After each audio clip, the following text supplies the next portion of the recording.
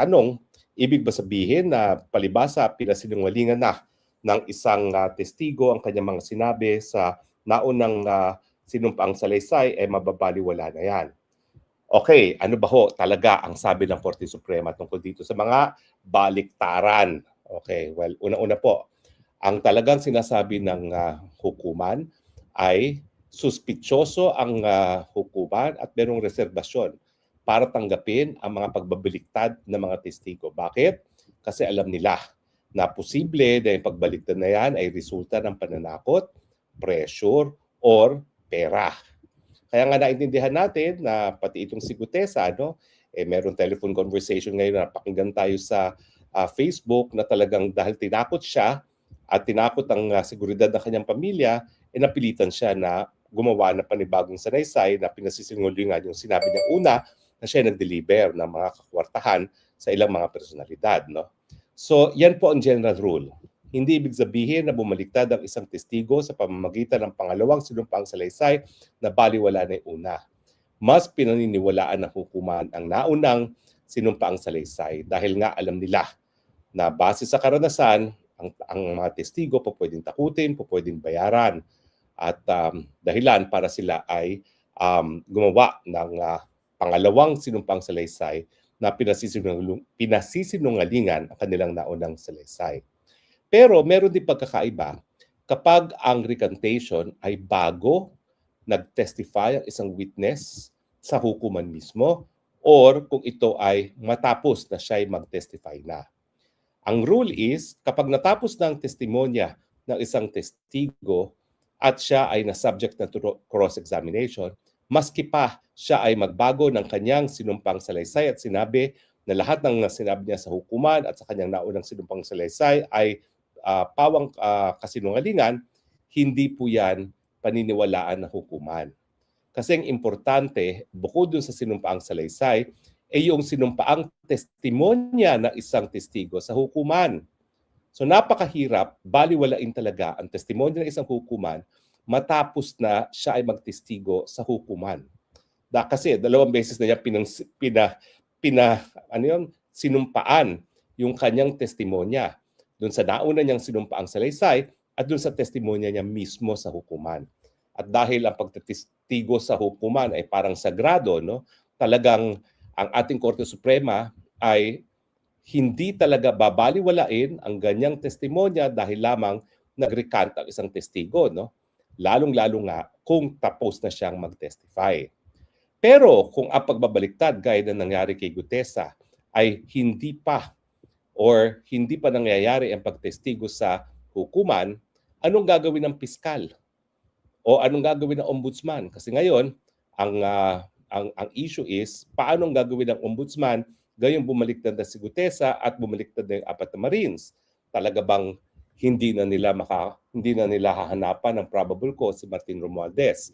Well, ako po uulitin ko naniniwala ako na ang talagang mastermind ng pagnanakaw ng flood control funds ay presidente mismo.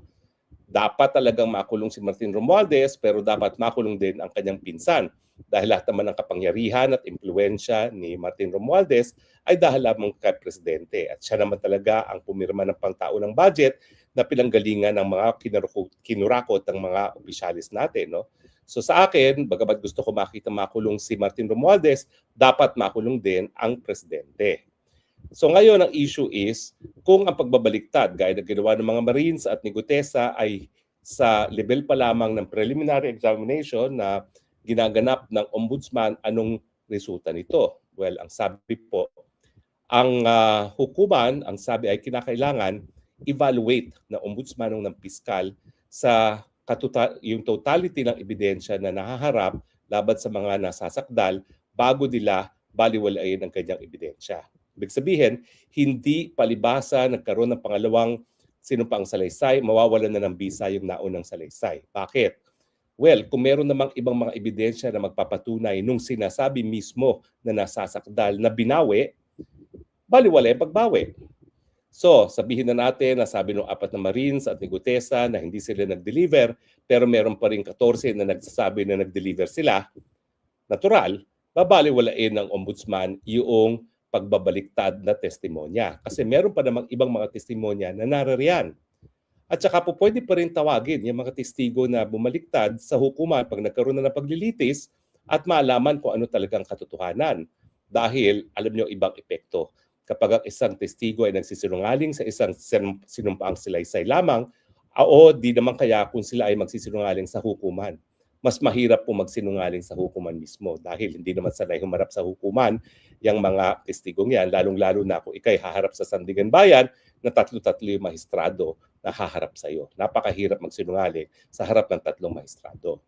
So, ang rule po dyan is dahil hindi pa naman po na pipresenta ang testimonya nitong si Gutesa at itong apat na marisa bumaliktad, kinakailangan ang prosecutor wag baliwalain ang naunang sinumpang salaysay, tignan yung ibang ebidensya laban sa nasasakdal, laban kay Martin Romualdez, at kung mayroong namang sapat na ebidensya, diyan magkakaroon ng desisyon ang ombudsman kung dapat bang baliwalain ang pangalawang sinumpaang salaysay dahil ito ay resulta lamang ng pananakot o di kaya ay panunuhol. So yan po ay desisyon na ng ating Korte Suprema, no? At yan ang gagawin ngayon ng ombudsman. Ang aking alinlangan lamang para bagang pinalalabas sa ombudsman na kapag nakasuhan na si Martin Romualdez, tapos na ang boxing. Wala nang dapat panagutin.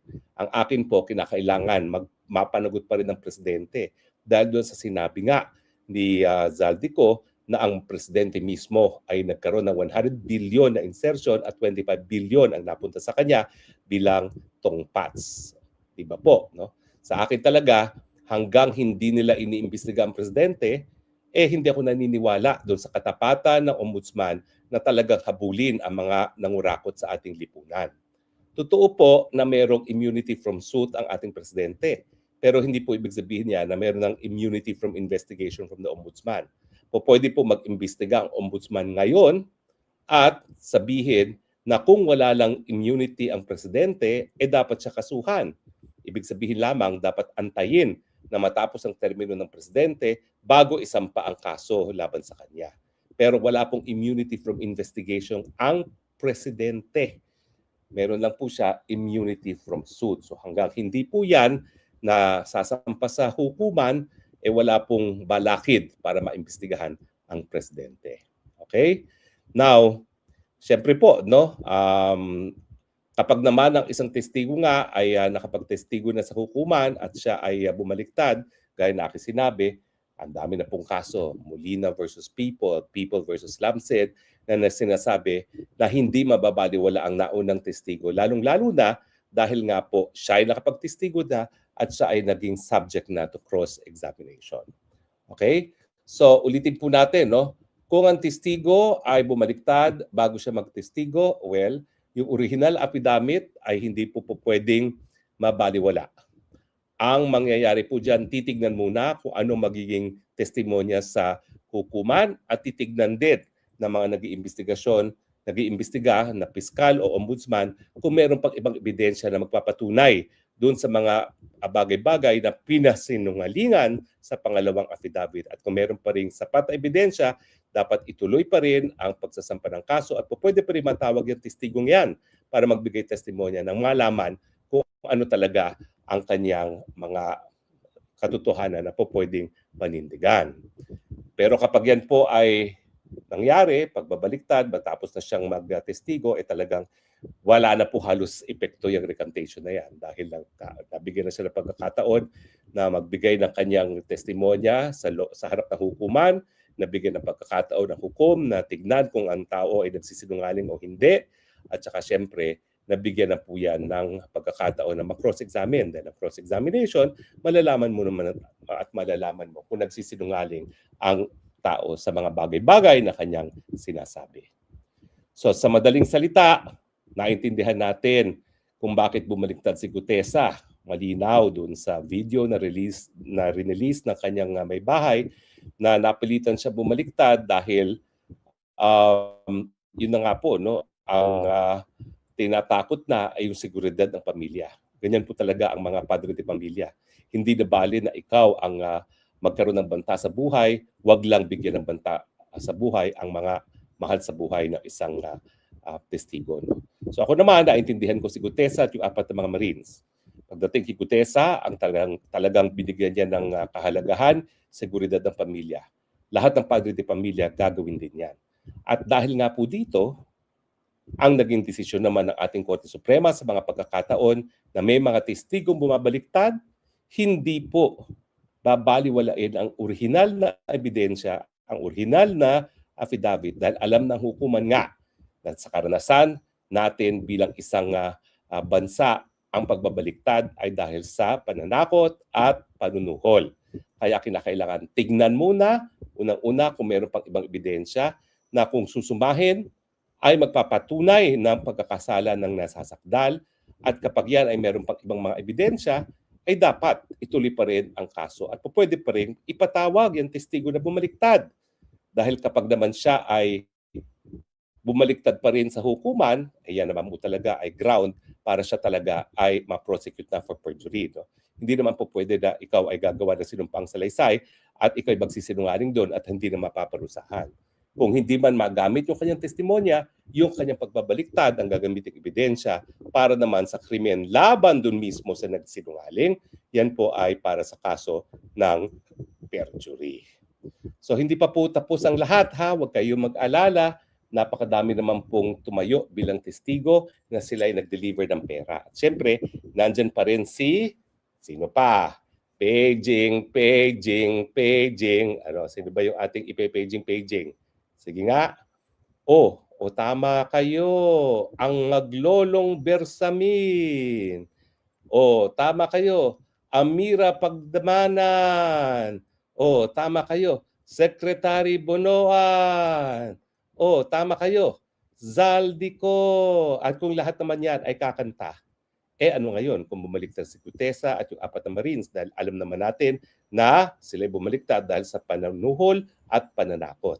Pero ang katotohanan, hindi po bulag ang katarungan at eventually, dahil na aking sinasabi, lahat ng mga akala ay merong forever, madidiscover ninyo na walang forever, lalong-lalo na kung kayo ay magnanakaw ng kaban ng bayan.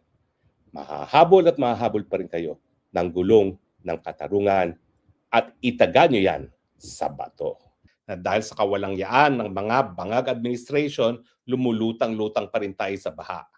Mga Pilipinas, mga Pilipino, palagi kong tinatanong kayo, hanggang kailan kayo mananahimik? Grabe naman yung pasensya ninyo sa mga bangag. Pinagpapasensyahan na nga, napalpak. Kaso, linalamon pa ang kaban ng galing sa taong bayan na nakalaan sana para sa mga panahon na gaya nito, no, na maiwasan ang paglutang-lutang sa tubig baha. Ako naman po, 2 taon pa lang akong naninirahan sa Europa. Pero buong buhay ko, 58 years, ako'y nasa Pilipinas. Ngayon lang po natin dinadanas ang ganitong katinding problema sa baha. Dahil ngayon lang po tayo nagkaroon ng ganitong katinding problema sa korupsyon na halos wala na pong napupunta sa proyekto, lahat linalamo na ng mga congressman, senatong at ng Malacanang. Kasalanan na po natin ito hindi dahil sa tayo nagtatapon ng basura. Siguro kasama rin yan, pero yan ay maliit na porsyento ng problema. Ang totoong problema, linalamo ng mga walang-ya sa Malacanang at sa Kongreso ang pondo para sa flood control, full stop. At ngayong taon nito, sinabi ko nga kanina sa SMNI, yung sinasabi nila na 100 billion para sa flood control, baka yan na insertion lang ng Malacanang. Dahil ang flood control po yan, walang single line entry sa budget. Aabot po siguro yan ng 1 trilyon. Yan po ay nakalagay sa PMO Office ng Flood Control ng DPWH. Nakalagay po yan sa mga national projects ng flood control. Nakalagay po dyan sa regional project ng flood control. At sa lahat ng distrito ay meron din po yung mga flood control projects. So sigurado po ako, hindi bababa sa 1 trilyon, sa 7 trilyong budget na hinihingi para sa 2027, nasa yung budget para sa eleksyon, no? Ang pupunta sa bulsa ng mga politiko dahil nga po sa pamamagitan ng flood control at asahan natin na sa susunod na taon, pareho na naman ang kwento, lalangoy na naman tayo sa tubig baha, magkakasakit na naman tayo dahil sa leptospirosis, magkakasakit na naman tayo dahil tayo ay nababad sa tubig habang nagpapasasa ang mga walang-ya sa Marcos administration, full stop. Pero bago na naman uminit ang inyong mga ulo. Hindi ko alam kung umiinit pa ang mga ulo nyo eh. Parang kayo wala na eh. Parang manhid na kayo sa katotohanan. Ang kahirapan natin eh dahil sa korupsyon ng taong bayan. Dahil bakit hindi pa kayo umaalma? Ba't hindi pa kayo nag-people power? Eh nasa kapangyarihan nyo naman mag-people power. Nasa ating saligang batas yan. Kayong suberenyang mamamayan. Kaya nangyari na yan. 2 beses natin pinalaya sa mga walang ya. Eh si ERAP nga eh, ni hindi perang gobyerno ang pinagkakitaan eh, napaalis sa pwesto. Ito pa kaya, malinaw na pera na galing sa kaban ng bayan na kinukurakot, ayaw nyo pang paalisin. Kaya habang kayo mulutang-lutang ha, ayaw ko na sanang dagdagan ang inyong hirap, pero isipin ninyo na sa sarili nyo mga kamay ang susi para kayo po ay maligtas dito sa mga abirya na hindi po ginawa yan ng kalikasan. Yan pa ay dulot ng mga kurakot ng mga tao sa gobyerno ni Marcos Jr. Full stop. Pero hindi po yan ang pag-uusapan natin. 2 na naman po ang napatay sa putukan sa isang junior high school dyan sa Zamboanga. At di umano, ang baril na ginagamit ay baril ng amanong shooter na namatay din dun sa insidente. At ewan ko po ha, hindi ko naman sinasadya, hindi ko naman hinanap. Pero nakita ko po na yung barilan pala yan ay kinunan pa nung bata na namaril. Kaya napanood ko po yan. Sana naman po ma-take down na yan, no? Dahil hindi naman po fair yan doon sa mga kabataan na nakita doon. No? Hindi ko po hinanap yan. Nagkataon lang na pagbukas ko, naroroon. Pero talagang karumal-dumal po ang pangyayari at ayan na naman ang debate kung ano ba dapat ang gawin para maiwasan yan. Sasabihin na naman nila sa juvenile law, no? Pero sa akin po, tama rin naman ang sinasabi ng ilan na talagang ang mga kabataan hindi pa talaga tapos ang mind development. So kung talagang sila'y parurusahan, habang hindi pa buo ang kanilang mga utak, lalong hindi po yan titino, lalaki bilang matinong mga mamamayan. Kung bata pa lang, ikukulong mo na kasama ang mga kriminal na nasa sapat na pag-iisip.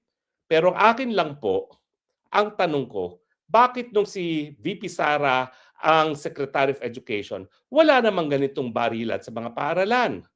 O ngayong nawala siya sa DepEd, di ba ngayon lang naman nauso yan? Ang mga walang yan, mga dilawan, pinklawan, sinisisi kay Tatay Digong. Alam niyong mali sa ganyang argumento na si Tatay Digong daw ang nag-encourage ng vigilante-like violence. Bakit nung panahon ni Tatay Digong, wala ring putukan sa mga eskwelahan? Ang sagot, kasi umiiral yung rule of law.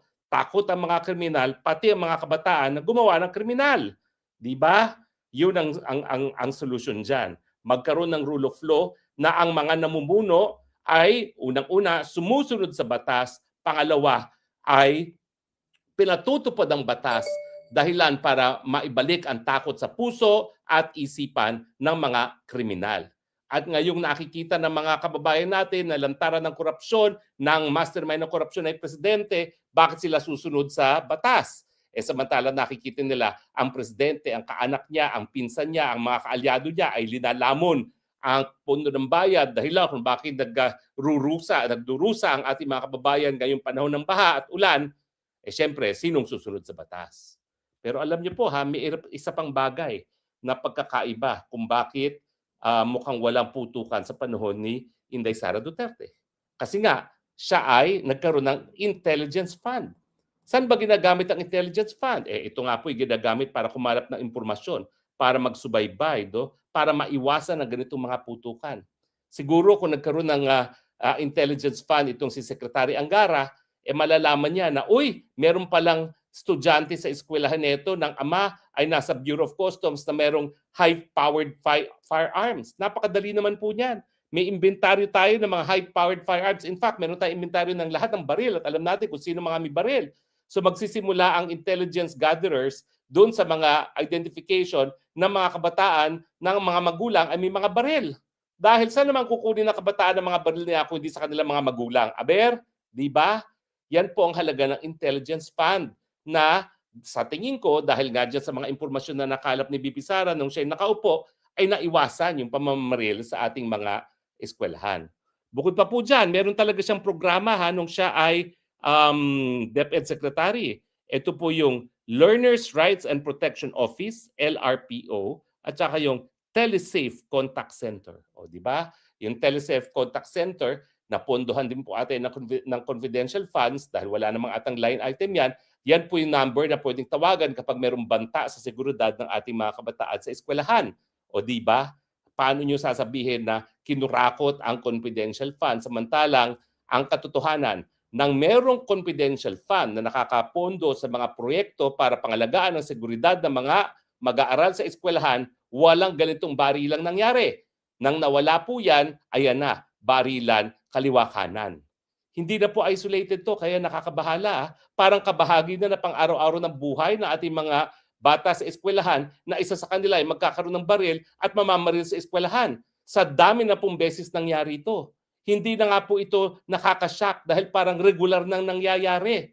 And yet tayo, bulag pa rin sa katotohanan na siguro tama ang ginawa ni Inday Sara Duterte na gumamit ng intelligence fund nang maiwasan ang ganitong mga barilan sa mga eskwelahan. O kayo, mga dilawan, pinklawan, kailan kayo aamin na siguro importante ang confidential fund dahil itong mga confidential funds ang nakakakalap ng impormasyon para nga maiwasan ang ganitong mga barilan.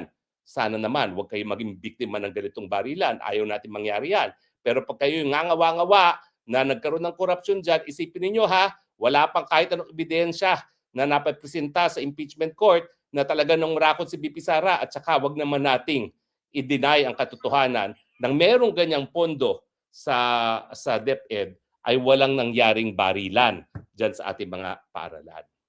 O maiba naman tayo, no? Nagreklamo si BP Sara laban sa Inquirer, laban sa Abante, laban sa Bilyonaryo dahil fake news yung pinakalat nila tungkol sa petsa ng di umanong biyahe niya sa Japan. So, nabago na po yan, alam na Office of the President, pero report pa rin nitong mga news agencies na ito, lahat naman ay pag-aari ng mga tycoons na galit kay Duterte ng fake na mga balita tungkol sa kanyang biyahe. Pero sa akin, ang mas nakakabahala, bakit para bagang yung mga kalabang news outfit ng mga Duterte ang siyang nagkakalat kung kailan at saan pupunta ang Vice President? Siyempre, dun sa press release ni Vice President Duterte, hindi lang niya kinunduna yung pag-fake news ng mga news agencies na ito na pag-aari ng lahat ng kalaban niya, sinabi rin niya na linalagay ang kanyang buhay, binibigyan ng banta sa kanyang buhay ang ginagawa ng mga news agencies na ito kapag winawagayway ang petsa at lugar kung saan naroroon si BP Sara. Bakit? Kasi hindi naman gaya ng presidente na kapag bumiyahe, sandamukal ang PSG. Si BP Sara, lalong-lalo na kung personal niyang biyahe at personal itong biyahe sa Japan, gaya ng mga biyahe niya dito sa Hague, pag ibibisita kay Tatay Digong, at most dalawa lang security ang dala niya, wala pang baril. Samantalang ang presidente, kapag nag-state visit, nako, hindi bababa po yan sa 200 na PSG at lahat armado. Dahil under international law, kapag nandiyan naman talaga ang presidente, ang head of state na merong immunity, merong obligasyon ng Estado na payagan na magdala ng enough na security ang ganyang presidente kasama ang kanilang mga barel. So, legal na armado yung mga PSG habang nagbabantay kay BBM, bangag, pero yung di hamak na dalawang BPSG ni BP Sara, wala pang kahit anong baril na dala pag siya'y umiikot. Bakit winawagayway ng mga media outfits na kalaban ng Duterte ang galaw ni BP Sara? Ang reklamo ni BP Sara, ilinalagay sa abirya ang kanyang buhay dahil ito ay security risk. Naalala ko tuloy yung isang kaso sa Rwanda kung saan na-convict for crimes against humanity ang isang may-ari ng radio station RTML. Ano ba nangyari dyan sa Rwanda? Well, nagkaroon po ng genocide. Pinatay ng mga Hutu ang mga Tutsis. Hundreds of thousands po ang pinatay na ang gamit ay machete lamang. Ano yung RTML? Ang RTML ay isang radio station po. Parang Inquirer din, parang Abante, parang Bilyonaryo na media outfit. Anong ginagawa nila? Ay ginagawa nila, binobroadcast nila kung nasaan yung mga personalidad na Hutus na talagang nais nilang matarget at matapos ma-broadcast kung nasaan sila, napapatay gamit ang machete yung mga Hutus na ibinroadcast ang lokasyon. Hindi ba katulad din ng ginawa ng RTML ang ginagawa ng mga media outfits na laban kay Duterte kapag winawagayway nila ang galaw ni VP Sara, gayong alam naman nila na hindi hihigit sa dalawa na wala pang baril ang security ni VP Sara kapag siya ay umiikot. At hindi ba minsan na nagsabi itong si Lisa Tanas sa interview pa niya, kita Berna, na napakadaling solusyonan ang kanilang mga kalaban. Marami siyang mga Romanians na alam na po pwedeng bigyan ng solusyon ng kanilang mga kalaban.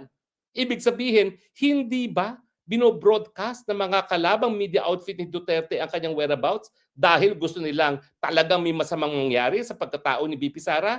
Hindi po natin maaalis yan. Kasi personal nga yung biyahe. Bakit kinakailangang iwagayway kung saan siya pupunta?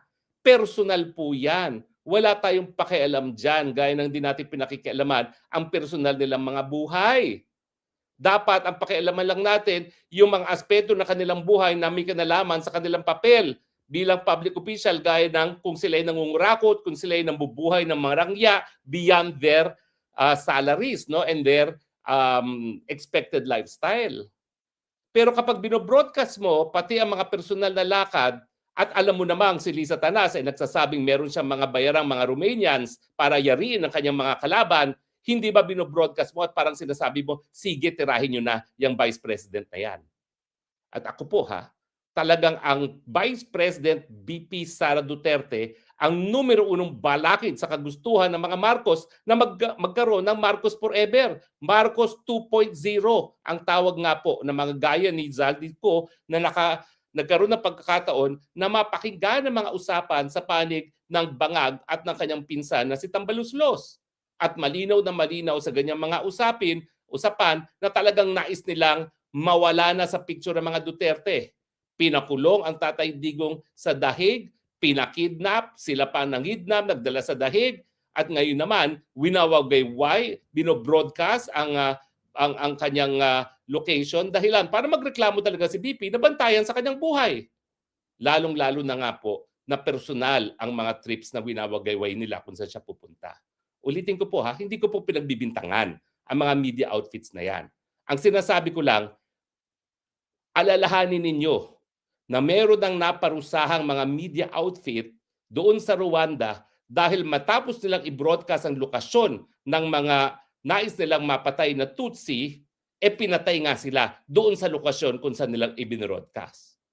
So, kung may mangyari kay BP Sara doon sa lugar na binroadcast nila kung saan siya pupunta sa isang personal na trip, tingin ko po, hindi rin mawawalan ng pananagutan yung mga broadcast outfit na nagwayway kung saan siya pupunta. Wala pong pagkakaiba yan. Dahil sa ating umiiral na batas naman, kahit sino na may gawain na nagdulot ng danyo sa iba ay merong responsibilidad doon sa naging biktima ng danyos. No? So kung yung pagwawagayway ay nakatulong para isulong yung maitim na budhi laban kay BP Sara na patayin si BP Sara, natural magkakaroon ng pananagutan yung mga media outfit na nagwagayway kung nasaan siya. Hindi ko po sinasabi may krimeng ginawa ang mga outfits na yan. Wala pa po. Pero wag yun nang antayin na umabot pa sa punto na may aberyangang mangyari kay BP Sara dahil lamang sa pag-anunsyo ninyo kung nasaan siya. Alam nyo kung yan ay public trip, syempre may karapatan ng taong bayan dahil pondo ng taong bayan nagbabayad. Kaya nga hindi po pwedeng isikreto ni Bangag ang kanyang biyahe na opisyal dahil tayo nagbabayad niyan. Pero may mga pagkakataon, gaya nung nanood siya ng F1 sa Singapore, nagamit naman niya yung private jet ng Pilipinas, hindi private jet pala, yung presidential plane na binili ni Tatay Digong papunta ng Singapore.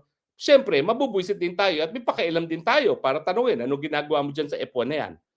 Kaya nga ginagawa nila, humahanap sila ng rason na kung kunwari, kabahagi yan ng trabaho niya gaya ng paghihikayat ng mga tao mamuhunan sa Pilipinas habang nanonood ng F1. Alam naman natin na pwede naman gawin niya kahit kailan. At saka ngayon, record low ang foreign direct investment. Ibig sabihin, wala naman siya naiinganyo ni isang investment dyan sa kanyang mga biyahe-biyahe kung saan-saan. Diba? So malinaw po huwag magrereklamo yung mga rineklamo na talaga ni VP Sara na mga news outfit na nagpakalat ng fake news tungkol sa kanyang biyahe at tatlong in-identify niya. Teka tignan natin kung sino-sino yung mga in-identify niya. Alam ko ABS-CBN tapos Abante, tapos Bilyonaryo. Yun ata yung in-identify niya. No? Di ko sinasabing may kasalanan sila. Wala pa silang kasalanan. Pero ang tanong, Bakit nga unang-una, fake news ang kinakalat nila dun sa petsa dahil meron naman talagang updated na yan. Pangalawa na yan ha, gaya yun nung una na sinabi na pupunta sa Hague si VP Sara on a certain date, nabago naman pala, no? So bakit gano'n, no? At pangalawa, bakit kinakailangan sabihin ang mga pribadong mga biyahe na siyang nagbibigay or pwedeng maging sanhi ng um, danyo sa seguridad ng Vice President. Gayong ito naman ay pribadong mga biyahe na hindi na dapat pinaghihimasukan dahil ba gusto nga talaga nilang magkaroon ng sakuna sa buhay ni VP Sara. Wag naman po ha.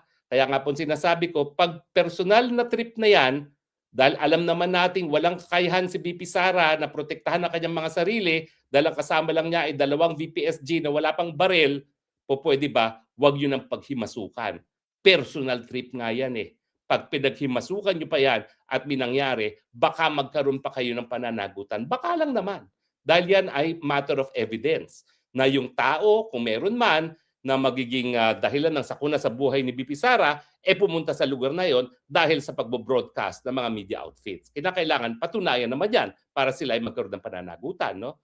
Pero gayon pa man, iwasan na po natin yan. Dahil ako po nagtataka talaga.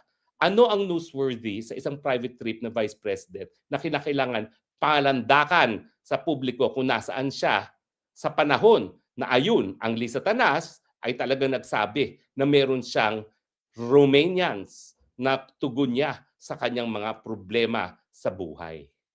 Tama ba ako? Mali? Sabihin na lang natin mga media outfit, mag-ingat-ingat na lang tayo dahil nga, bagamat meron kayong mga karapatan bilang mamamahayag, meron din kayong responsibilidad. At yan ang napatunayan ng Rwanda Tribunal sa kaso ng prosecutor versus Nahimana. Hindi lisensya ang karapatan ng malayang pamamahayag para gamitin ng media na instrumento sa pagpatay sa iba. Yan po ang naging desisyon sa prosecutor versus Nahimana. Huwag niyong isipin na palibasa mayroong karapatang malayang pananalita at malayang pamamahayag, ayan ay pwedeng gamiting depensa kapag iyong pamamahayag ang naging dahilan sa sakuna. Lalong-lalo na kapag ang magiging dahilan niyan ay ang magiging dulot niyan ay ang pagpatay sa personalidad na gaya ni VP Sara. Ulitin ko po ha, mag-ingat lang po tayo at tayo ay magkaroon ng self-examination as media outfits. Ano ba talaga makikita ninyo sa broadcasting ng lokasyon ng mga pribadong biyado ni VP Sara na alam nyo na wala namang kakayahan depensa ng kanyang sarili kapag meron talaga magplano na siya ay patayin.